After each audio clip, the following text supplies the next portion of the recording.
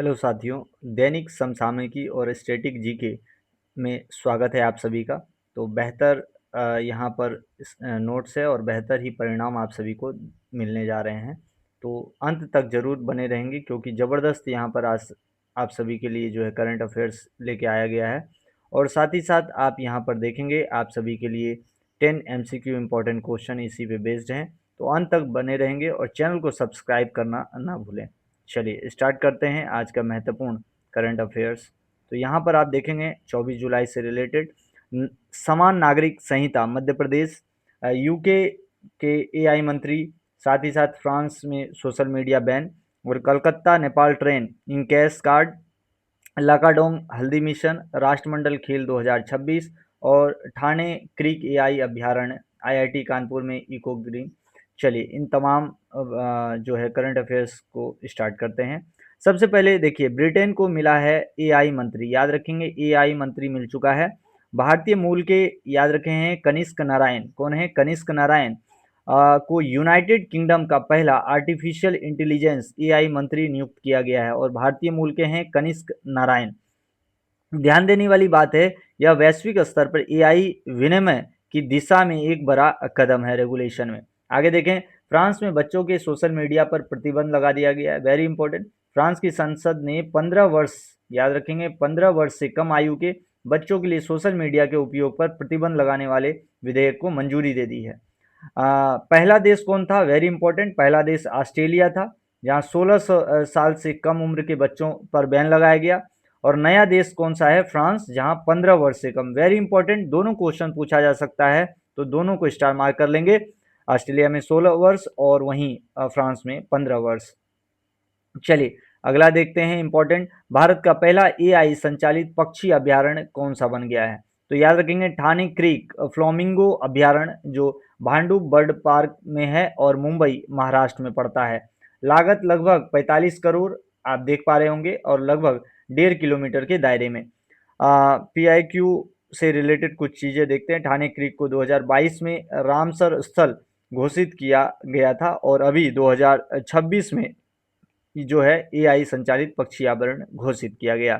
आगे देखते हैं इको ग्रीन से, green hydrogen centre of excellence IIT Kanpur में स्थापित किया जा रहा है और याद ही होगा कानपुर उत्तर प्रदेश में है। इसका उद्देश्य है हरित हाइड्रोजन उत्पादन, भंडारण और उपयोग तकनीक का विकास करना।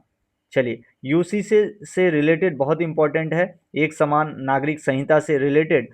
पहले आपको पता है सिर्फ गोवा में था, या उसके बाद अभी देखते हैं क्या क्या हो रहा है। मध्य प्रदेश विधानसभा ने समान नागरिक संहिता यूसीसी विधेयक 2026 पारित कर दिया, आपने देखा ही होगा मध्य प्रदेश के विधानसभा में किस प्रकार से कार्रवाई हुई। ठीक है, यहाँ मध्य प्रदेश है। भारतीय संविधान के जो अनुच्छेद है 44 यानी आर्टिकल 44 में यूसीसी के बारे में बताया गया और भाग 4 में आता है DPSP directive principle of state policy. और भी राज्यों में जो यूसीसी है उसके बारे में चर्चा है। गुजरात, उत्तराखंड, असम में ये आपको दिखता है। तो ट्रिक याद रखेंगे, मागू मागू ट्रिक से आपको याद रहेगा। मध्य प्रदेश ये चौथा राज्य बन गया। सबसे पहला राज्य कौन सा था, उत्तराखंड, पोस्ट इंडिपेंडेंस याद रखेंगे। गोवा सबसे पहला है, ठीक है, गोवा में, ठीक है। उसके बाद पोस्ट इंडिपेंडेंस में उत्तराखंड पहले नंबर पे है, फर्स्ट नंबर पे उत्तराखंड है।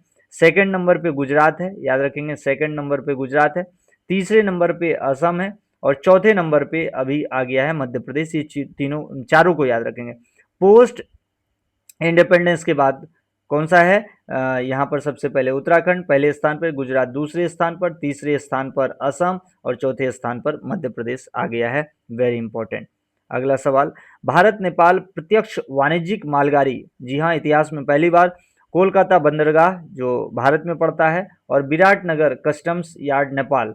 तो महत्वपूर्ण क्यों है, पूर्वी नेपाल के साथ व्यापार में तेजी और लॉजिस्टिक्स लागत में कमी आएगी। वेरी इंपॉर्टेंट, याद रखेंगे भारत नेपाल के बीच वाणिज्यिक मालगाड़ी। आगे देखें, देश का पहला यूपीआई लिंक्ड मील कार्ड कौन सा है, मील कार्ड जिसका नाम है in cash, spend management company in cash द्वारा लॉन्च किया गया। उपयोग किस में किया जाएगा, कर्मचारियों के खर्च प्रबंधन, एक्सपेंस मैनेजमेंट को आसान और पारदर्शी बनाना इसका मुख्य काम है। आगे देखते हैं लाकाडोंग हल्दी मिशन, याद ही होगा कल भी हम लोगों ने डिस्कस किया था। ये मेघालय से रिलेटेड है, गोल्डन स्पाइस भी कहा जाता है इसको। केंद्रीय मंत्री ज्योतिरादित्य सिंधिया द्वारा लॉन्च किया गया, लगभग 175 करोड़ राशि, याद रखेंगे।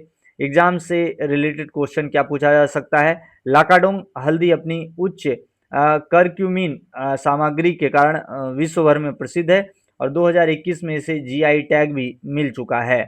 आगे चलिए, राष्ट्रमंडल खेल और प्रसारण दिवस के बारे में बात करें। 23वें राष्ट्रमंडल खेल 2026 का आयोजन कहाँ होगा? जी हाँ, ग्लासगो स्कॉटलैंड में आयोजित किया जाएगा। ब्रिटेन में, आपको पता है, ग्लासगो स्कॉटलैंड, ठीक है, ग्रेट ब्रिटेन, ठीक है। और ये 23 जुलाई से 2 अगस्त तक ये चलने जा रहा है। वहीं आगे बात करें राष्ट्रीय प्रसारण दिवस, जी हाँ, 23 जुलाई को मनाया गया। क्या? राष्ट्रीय प्रसारण दिवस। क्यों मनाया जाता है? इतिहास में भारत में रेडियो प्रसारण की ऐतिहासिक शुरुआत वर्ष 1927 में बॉम्बे स्टेशन के उपलक्ष्य में प्रतिवर्ष मनाया जाता है, याद रखेंगे। 1927, 1927, 23 जुलाई राष्ट्रीय प्रसारण दिवस। चलिए, एक क्विक समरी के तौर पर इसको रिवाइज करते हैं। यूके में पहले एआई मंत्री कौन बने हैं? कनिष्क नारायण, भारतीय मूल के हैं। सोशल मीडिया पर बैन लगाया गया है 15 वर्ष से कम बच्चों के लिए, फ्रांस में। ऑस्ट्रेलिया पहला था देश जहां 16 वर्ष से कम। एआई पक्षी अभ्यारण्य ठाणे क्रीक, कहां पर? मुंबई में। Green hydrogen eco green, IIT Kanpur. UCC पारित करने वाला चौथा राज्य मध्य प्रदेश। पोस्ट इंडिपेंडेंस की बात है, मागू से, एम से, याद रखेंगे। ये आपको यहाँ पर 4 राज्य बताया गया था। मागू यहाँ पर आप सभी को याद ही रखना है। यहाँ पर हमने अभी आपको बताया था, ये देखिए, मध्य प्रदेश, ठीक है, असम, गुजरात और उत्तराखंड, ठीक है, याद रखेंगे। और चारों को बारी बारी से आप एक बार रिवाइज जरूर कर लेंगे, ठीक है। आगे देखते हैं, मालगाड़ी फ्रेट ट्रेन जो चल रही है कोलकाता पोर्ट से Biratnagar, Nepal. UPI linked meal card in cash, Lakadong हल्दी मिशन, मेघालय। कॉमनवेल्थ गेम्स जो ग्लासगो स्कॉटलैंड में होगा। राष्ट्रीय प्रसारण दिवस 23 जुलाई, क्योंकि 1927 में शुरुआत हुई थी। चलिए, अब क्वेश्चंस लगाते हैं, देखते हैं आप लोग कितना लगा पाते हैं। कमेंट में जरूर बताएंगे अपना स्कोर। यूनाइटेड किंगडम यूके का पहला आर्टिफिशियल इंटेलिजेंस एआई मंत्री किसे नियुक्त किया गया है? जल्दी से बताएंगे। जी हाँ, ऑप्शन यहाँ पर क्या हो जाएगा? बी, कनिष्क नारायण। अभी तो हम लोगों ने किया था कनिष्क नारायण, ठीक है। दूसरा, 16 वर्ष से कम उम्र के बच्चों के लिए सोशल मीडिया पर राष्ट्रव्यापी प्रतिबंध लगाने वाला दुनिया का पहला देश, जी हाँ, ऑस्ट्रेलिया। हमने अभी बताया था, ऑस्ट्रेलिया। और 15 वर्ष से कम उम्र के लिए, जी हाँ, फ्रांस, ठीक है, फ्रांस, ठीक है। आगे देखें, फ्रांस से ही हम लोग राफेल खरीदते हैं, राफेल फ्रांस से ही। आगे देखें, भारत का पहला एआई संचालित पक्षी अभ्यारण्य ठाणे क्रीक फ्लोमिंगो अभ्यारण्य किस राज्य में स्थित है? जी हाँ, बी, महाराष्ट्र में, याद रखेंगे, महाराष्ट्र।